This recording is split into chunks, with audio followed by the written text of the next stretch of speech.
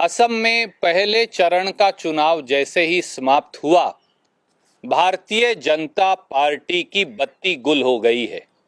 उनके चेहरे का भय और असम की बहादुर और जागरूक जनता के द्वारा अपर असम में जिस प्रकार से भारतीय जनता पार्टी को सिरे से खारिज कर दिया गया है, उससे भारतीय जनता पार्टी का केंद्रीय नेतृत्व से लेकर असम के भाजपाई मुख्यमंत्री सर्बानंद सोनोवाल जी और सब भयभीत हैं।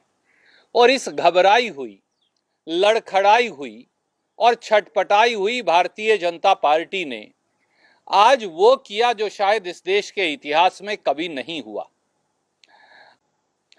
असम के हर समाचार पत्र का पहला पन्ना उन्होंने इश्तहार के तौर पर खरीद लिया और मैं आपको भेज रहा हूं, पर यह असम ट्रिब्यून का पहला पन्ना आपको दिखा रहा हूं। यह अखबार की हेडलाइन नहीं है, यह भारतीय जनता पार्टी का इश्तहार है। पहले चरण का अपर असम का चुनाव हारने के बाद वो बड़े बड़े इश्तहार देकर ये बता रहे हैं बाकी के असम में जहां चुनाव होने वाला है कि वो सारी सीटें जीत जाएंगे। और ये एक अखबार में नहीं, ये असम के हर अखबार का पहला पन्ना है आज का। अगर आप देखेंगे तो हर अखबार में ऊपरी असम में भाजपा की जीत है वगैरह वगैरह। और ये जो आपको लगता है ये खबर है, ये खबर नहीं, भाजपा का इश्तिहार है।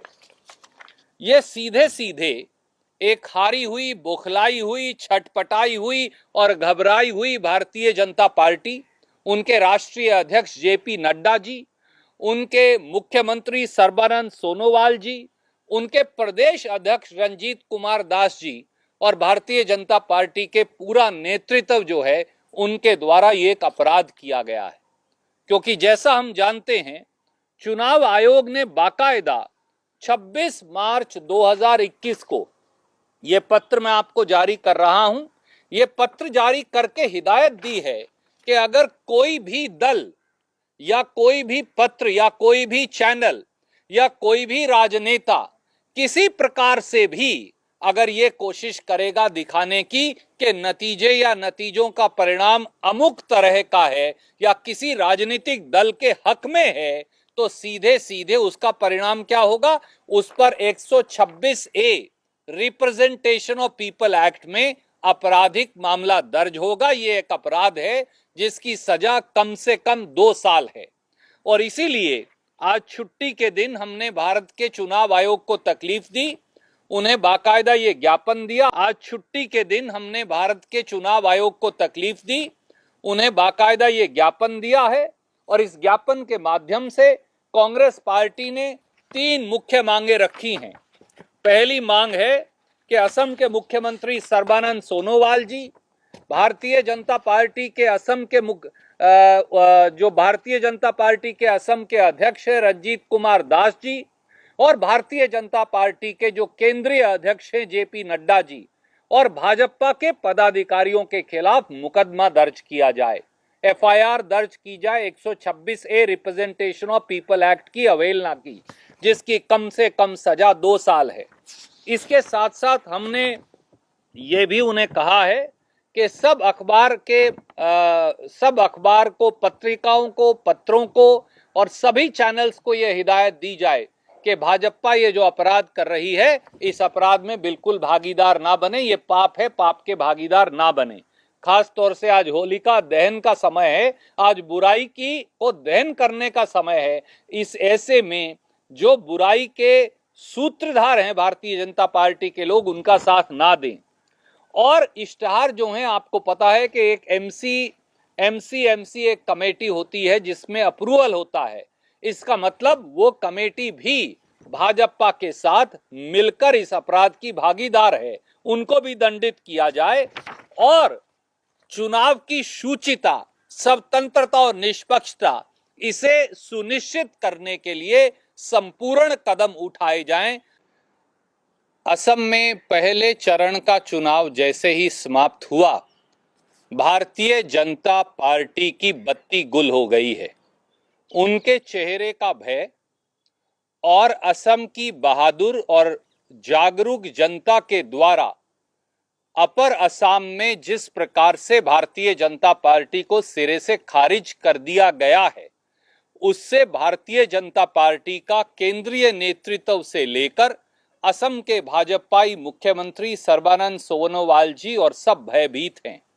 और इस घबराई हुई, लड़खड़ाई हुई और छटपटाई हुई भारतीय जनता पार्टी ने आज वो किया जो शायद इस देश के इतिहास में कभी नहीं हुआ। असम के हर समाचार पत्र का पहला पन्ना उन्होंने इश्तहार के तौर पर खरीद लिया, और मैं आपको भेज रहा हूं, पर ये असम ट्रिब्यून का पहला पन्ना आपको दिखा रहा हूं।